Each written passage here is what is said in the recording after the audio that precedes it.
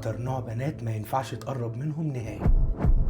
اي بنت من دول هتدخل حياتك بيتك مش هيبقى في الامان، واسهل حاجه عندها انها تخونك.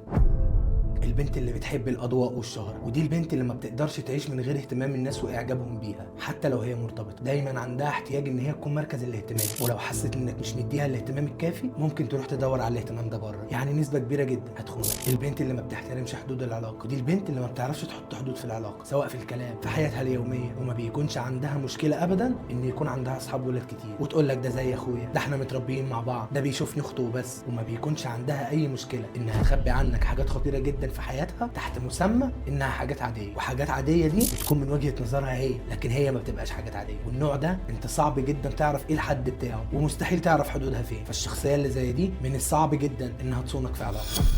البنت اللي ماضيها كله علاقات فشل. مش كل بنت عندها ماضي بتبقى وحش، بالعكس ممكن يكونوا احسن من ناس كتير، بس لو كل علاقاتها القديمه انتهت بالخيانه او انها تخدعهم فده مؤشر انها ما بتدخلش علاقه بجديه، هي بتدخل تلعب وبس. فدي ما بيكونش عندها اي التزام في العلاقه، فبنسبه كبيره جدا اللي زي دي هتخونك.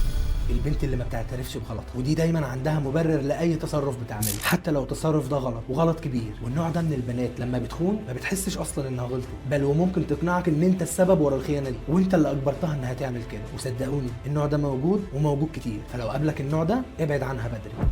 البنت اللي بتكره الاستقرار والهدوء وبتحب دايما الاثاره. في بنات بتحب العلاقات عشان الاثاره والحماس اللي فيهم، لكن اول ما العلاقه بتدخل في الجد بتبدا تحس بالملل وتدور على حد جديد. والنوع ده غالبا ما بيقدرش يفضل مع حد واحد، فبنسبه كبيره جدا هتخون. البنت اللي بتخبي كل حاجه عنك، ودي اللي هتلاقيها دايما مخبيه تليفونها ومش هتحب انك تمسكه. وانا هنا مش بقول ان صح انك تمسك تليفونها، بس هتلاقيها دايما قلقانه من فكره انك تمسك تليفونها. بتخبي تفاصيل يومها عنك، مش بتحكي لك اغلب الحاجات اللي بتحصل معاها. النوع ده بيكون عنده اسرار، واسرار كبيره، ومع الوقت الاسرار دي ممكن تبقى خيانه. البنت اللي بتقارن بينك وبين غيرك، ودي اللي بتقارن بينك وبين غيرك سواء في الفلوس في الشكل او حتى طريقه التعامل، وده معناه انها عندها استعداد تسيبك مع اول شخص من وجهه نظرها افضل منك. البنت اللي بتدخل في علاقات بسرعه وبتخرج منها بسرعه. لو دخلت حياه بنت وعرفت انها نهت علاقتها مع اللي قبلك بسرعه ودخلت معاك في علاقه من غير ما تاخد وقت للتعافي من العلاقه اللي قبلك، فهي ممكن تكرر نفس السيناريو معاك وهتسيبك في اقرب فرصه. في النهايه مش كل البنات فيها حاجه من الصفات اللي انا قلتها، ومش معنى انها فيها صفه من الصفات اللي انا قلتها دي تبقى هي حد وحش او غير قابل للتغيير. لكن لو الصفات دي متجمعه كلها او مكرره فهنا لازم تاخد بالك كويس من البنت اللي معاك، وما تدخلش معاها في علاقه جديه قبل ما تتاكد انها فعلا اتغيرت. انا لايف كوتش احمد الجرحي، وبقدم محتوى عن العلاقات. تابعني لو يهمك تشوف محتوى زي ده باستمرار.